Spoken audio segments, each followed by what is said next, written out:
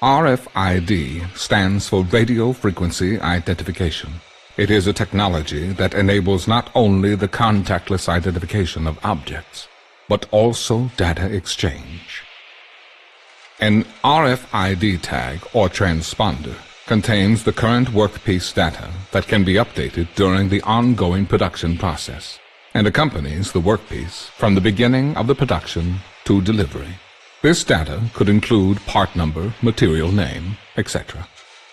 An RFID read-write device has access to the transponder data and forwards it to a PLC or simultaneously to a host computer.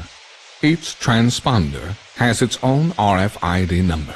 This allows for flexible activities during the production process. Yes, even a production size of 1 is possible.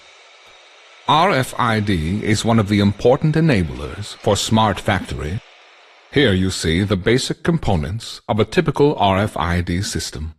The RFID reader sends a constant radio wave via an antenna. The tag, also called a transponder, receives this signal and responds with its own radio signal containing the information stored in its memory. The reader decodes this information and passes it on further, typically to a host computer.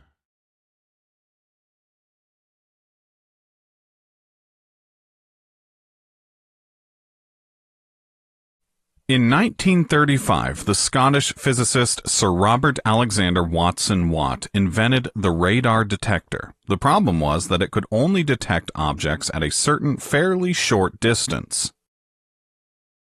It was also Watson Watt who developed in 1937 the system called Identify Friend or Foe, or in short, the IFF system. Here, a transmitter installed into a British aircraft could detect the radar signal from the ground airfield and broadcast a signal back to the base to identify the aircraft as friendly.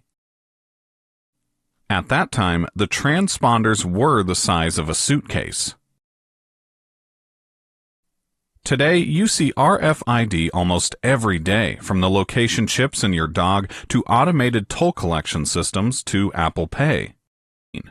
One reason this RFID technology, which we also use in our daily lives, is so successful is that the tags can be built very small and cheaply. But wait, each electronic device must have an energy source, and batteries are bulky, and you have to recharge them. Passive RFID transponders resolved this problem by receiving their required energy completely via an electromagnetic energy field from the RFID read-write device. Furthermore, data can also be transmitted bidirectionally via this energy field. Because energy and data are transmitted via one coil simultaneously, you need a demodulator to extract data from the energy during an upload. The new information can then be stored in the memory, which has to be, in this case, an EEPROM, as you have a read-write transponder. The encoder and modulator are active when the tag is read out. Small in size, cheap, and with an almost unlimited lifetime, these passive RFID transponders are the most commonly used. What you see from this draft is that the distance range and data transfer mainly depend on the frequency. These frequencies are fixed and the components are not interchangeable. That's also because each frequency range requires its own antenna. In general, it can be said the higher the frequency, the smaller the antenna. If RFID technology is used in logistics, for example, larger distances must be covered, sometimes up to several hundred meters. Here, so-called active transponders must be used. The transponder is normally in so-called sleep mode and is only activated by the RFID read-write unit when a data transfer is to take place. This can increase the service life of the transponder's battery up to several years. Advantages are, for example, increased range, lower signal runtime, higher data transfer, and the option to read several tags at one time. But on the other hand, the tags are large, costly, and have a limited lifespan due to their battery. The last type of RFID tags are the so-called semi-active tags. As the name suggests, this device incorporates some active RFID features, such as a battery to provide power for its memory and passive RFID features for data transmission purposes. These tags have a longer lifespan than active tags and are less costly.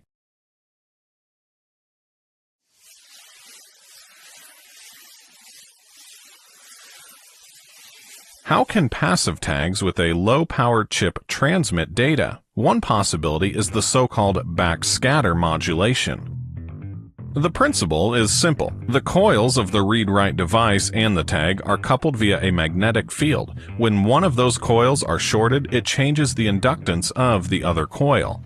Watch the switch of the tag. Switch open stands for the binary information 0. Switch closes, and we have binary data 1.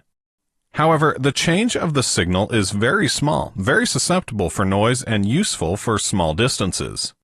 One option would be frequency shift keying. To transmit a binary information, two discrete frequencies are used. As you see, the space frequency represents logic 0 and the mark frequency logic 1.